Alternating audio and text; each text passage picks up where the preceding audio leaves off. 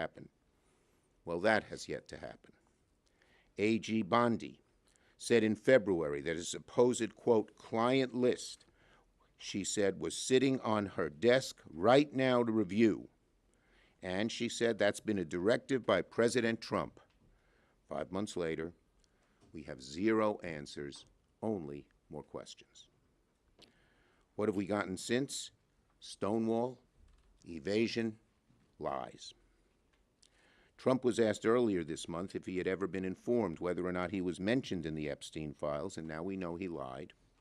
He said no, but in fact he was told by the Attorney General in May that he was mentioned. And when the House had an opportunity to take votes on the Epstein files, Speaker Johnson skedaddled out of town, launching the Epstein recess. This is not complicated. After promising full transparency for years, every single time Trump, his administration, Republican leaders have had a chance to be transparent about the Epstein files, they've chosen to hide. The evasions, the delays, the excuses, they are not just odd, they're alarming. It begs the question, if there's nothing to hide, why all the evasiveness? Trump should stop hiding from the truth. He should stop hiding from the American people. So today, Senate Democrats took action. We're invoking federal law and using our authority as a check on the executive to compel transparency. That's why today's letters matter. Today's letter matters. It's not a stunt. It's not symbolic. It's a formal exercise of congressional power under federal law. And we expect an answer from DOJ by August the 15th. That's what accountability looks like.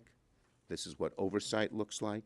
And this is what keeping your promises to the American people look like. I urge my Republican colleagues in the Senate, if you believe in transparency, if you believe Congress has a role to play in checking the executive, join us. Join us in calling for more transparency on the Epstein files. Because once there's transparency, the truth emerges. Because once we get the truth, we can have accountability, we can move forward, not just on this, but on many issues affecting the American people, protecting health care, growing the middle class, defending democracy. But none of that is possible if the public loses faith that justice only applies to some, not all. Senator Peters has taken a great lead on this issue as ranking member of the Homeland Security Committee, and I'm proud to call on him to speak. Thank you, Chuck. Well, thank you, Chuck. You know, the American people want and deserve transparency from their elected officials. On the campaign trail, President Trump promised many times to deliver that transparency by making the records in the Jeffrey Epstein case public. And now he is going back on that promise. This kind of reversal is what leads to distrust of elected officials. It also, we all know, it breeds conspiracy theories and misinformation. But the solution is very clear. Americans deserve transparency from congressional Republicans and the Trump administration. Our Republican colleagues are failing to conduct independent oversight of the administration and call for this information to be made public. Some have even publicly said they want to provide, and this is a member of the U.S. Senate, a Republican member, who said that they wanted to provide, quote, cover. Republican senators said it. They want to provide cover to President Trump after his reversal. And that's why my Homeland Security Committee Democratic colleagues and I are pressing the Justice Department to produce files related to the Jeffrey Epstein investigation. We are using very unique statutory authority that is granted only to our committee, to Homeland Security and Government Affairs.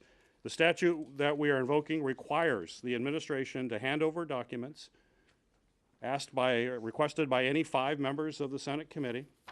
This letter demands that the Justice Department produce documents that Attorney General Pam Bondi and FBI Director Kash Patel have publicly already confirmed they have in their possession.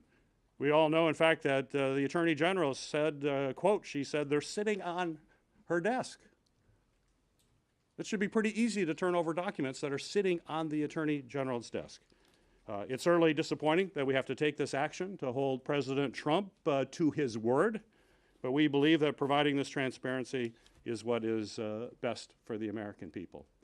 Joining me on that letter and also working in his own right as the ranking member of the Permanent Subcommittee of Investigations as part of my committee is Richard Blumenthal. Thank you, Gary. Senator Blumenthal. Thank you. I want to thank, first of all, Senator Schumer for his leadership and Chairman Peters, Ranking Member Peters, for taking the lead here as well. This letter has the force of law. This letter invokes a statute that has been little used because it has been unnecessary in the past to enforce transparency. It's necessary now because this administration is stonewalling and stalling and concealing. And the American people are rightly asking, what do they have to hide? What's at stake here is not just the president's promises, although they are absolutely clear when he said, quote, President Trump says he will declassify the 9/11 files, JFK files, and Epstein files, end quote. That's President Trump. What's at stake here is more than the president's promises. It's the credibility of our justice system and the question whether there was proper criminal prosecution, whether it was complete and full, whether it was accurate, and what additional facts the American people are entitled to know. What's at stake is also the victims. This crime by Jeffrey Epstein and Ghislaine Maxwell was not a victimless crime. It was not just about money laundering. It was not just about lying to the government.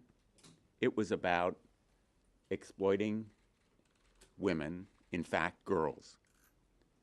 Girls who were mercilessly and repeatedly subject to abuse and trafficking.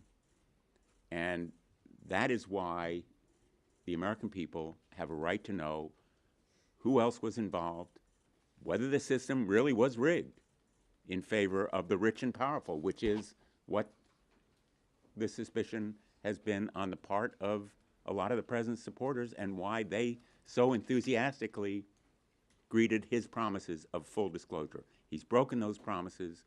We're going to enforce the law to make him fulfill his commitments to be transparent and full in disclosure. Thank you. Thank you, Richard. We'll take questions on this subject first. Yes. Would this law compel information that's under grand jury seal by the courts to be released to the committee? And are there other things that could be redacted, law enforcement? Yeah, look, there can be redactions, and we're not going to break. Whoa, are you okay? We're not going to force any agreements that have been broken, but we believe almost everything can come out, barring any. Well, that'll have to be litigated. Yes. Would you accept the Justice Department limiting the reading of these files to leadership or members in a... I think they should be made public. I mean, certainly to the Congress and to the public. The public has a right to know. Including the interviews that were done recently with Maxwell in the last couple of days.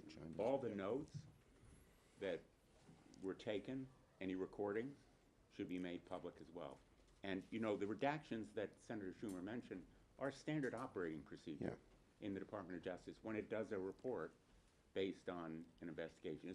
It's rare, but it's not unusual. Yeah. When the Justice Department...